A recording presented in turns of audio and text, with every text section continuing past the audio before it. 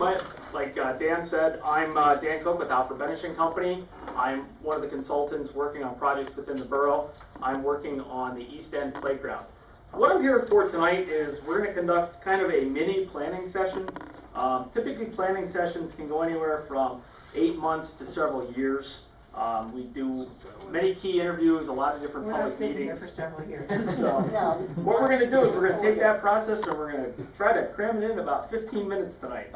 So what I have is a plan, and I kind of want to go through kind of what our prediction is, and then I want to ask some questions. I'd like some feedback from both council and residents for some participation. So the two grants that the borough is applying for is one from DCNR. It's the Community Partnership Program, C2P2, and they have a bunch of different programs. One of them is financing the Kyers project right now, and then the Commonwealth Financing Authority, which will be going forth in about a month or two here. That application will be getting submitted.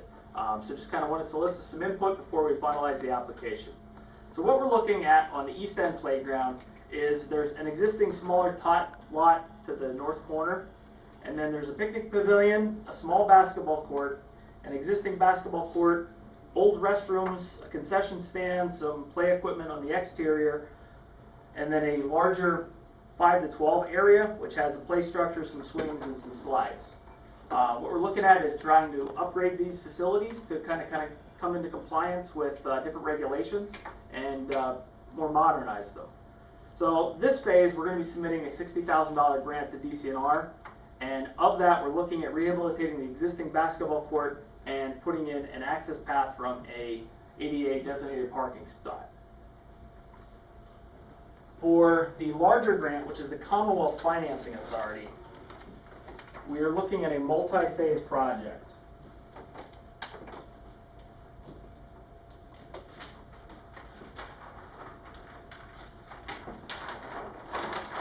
And this project will start with the base of the basketball court.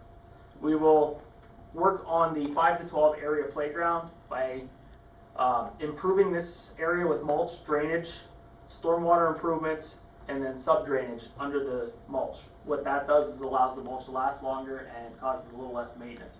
Instead of allowing water to pond and kind of decay the mulch, we put mulch, then a layer of fabric down, and then stone, and allow that to drain out. We'll be doing similar improvements and some demolition up at the upper section here. Look to remove the restrooms, and there's some concrete structures and things like that. So from that, other things we'd like to do is expand the accessibility for ADA throughout the park, and also put a concrete pad under the existing pavilion, which I believe is used for the lunch program.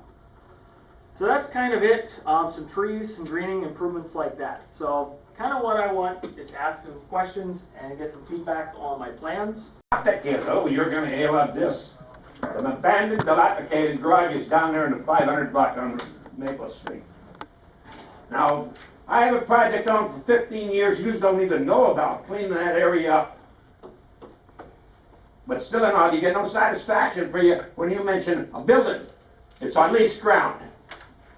Well, we don't want to hear about it. Now, this door is in my backyard. The roof caved in the side of the building that I own. Now I'm getting water damage. I come up and reported it. You know what he told me? You don't live there. Is that an attitude to have? And then that last comment was, well, you want to go down and see the renting company. It's not my responsibility. Okay. If I may, Mike, we talked about, I think we mentioned a few times, and I don't know if it would go anywhere, some of these, and I think especially on North A Street there, some of these houses that are leased land houses, can you make the case they're not even houses anymore? That they're just giant piles of trash? Like if you had someone come in and appraise it at $0. But it's on lease ground. It's on Leased ground. And if you were to call the company, the coal company, they're gonna say, well, we don't own the house. Well, although Reading Anthracite has been very cooperative in Shenandoah. No, they're not. Go ahead. I butted in on that. I'm sorry about that. Sorry.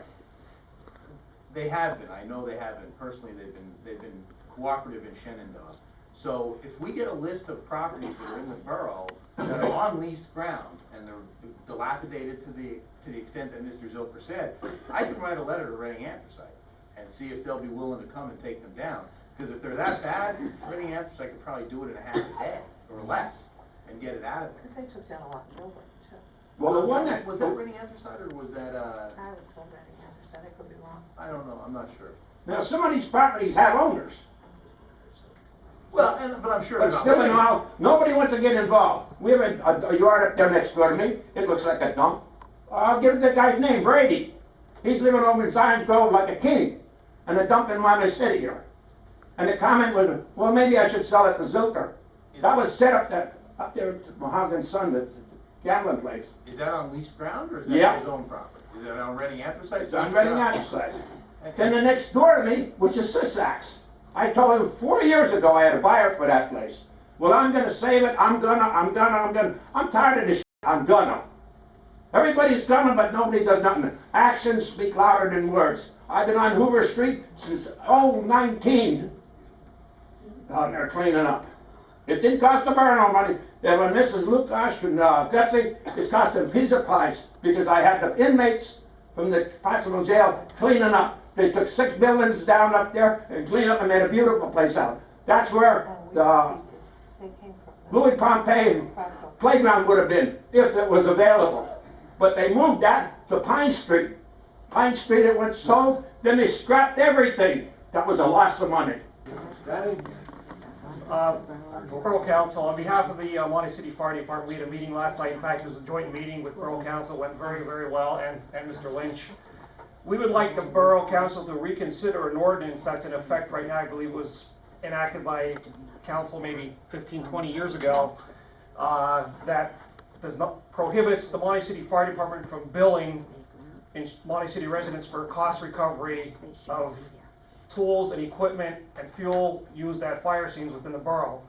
We would strongly consider if the Borough Council would reconsider that we would be able to change that ordinance, that we would be able to bill borough residents through insurance to recoup some of our materials and tools and fuel, such as foam, lighting, and whatever we would use at a fire scene.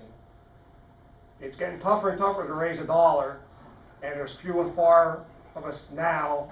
The ranks are thinning, and there's cost recovery out there for us to do it. The money's out there through insurances for us to be had. We're just not doing it right now because we can't. A lot of companies in Dauphin County do it, Luzerne County. I mean, Do they only bill insurance companies then? Yes. So if Yes. somebody doesn't have insurance, then they don't get billed. we're out of luck. I'm and I- not sure you can do it. I'm not sure you can single somebody out like that. That's not right. Well, we'd have to bill everybody. You'd have to bill everybody, and then it's gonna fall on residents that don't have the money. Right. And I'm just saying, I'm not opposed to it, I'm not Right. saying I'm opposed to it, but you have somebody, first of all, if they don't have insurance and their house just burned down. Right.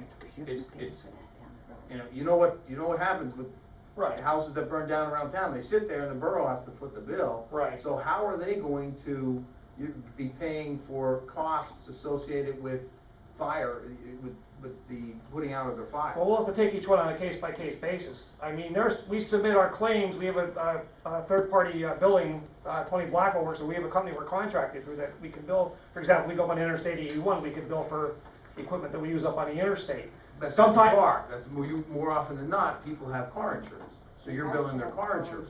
But there's no stipulation. There's no in stipulation. the car insurance policy that we can bill. There is in homeowners. Homeowners And it's is- covered by their insurance. Right. It's not, It's- if anybody has insurance, it's not out of pocket. I have a question on that. For which, for home, for the Yes. home or for the car? For your, For the home. there's a For the clause That says in what? there for this particular thing, it might be X amount of dollars, it's in your policy. It goes right to the fire department. That's covered. Right. And we can't do that right now because you guys have the ordinance. So we would like. It's not included in the ordinance, that's part of it. That's I part have of it. here, it was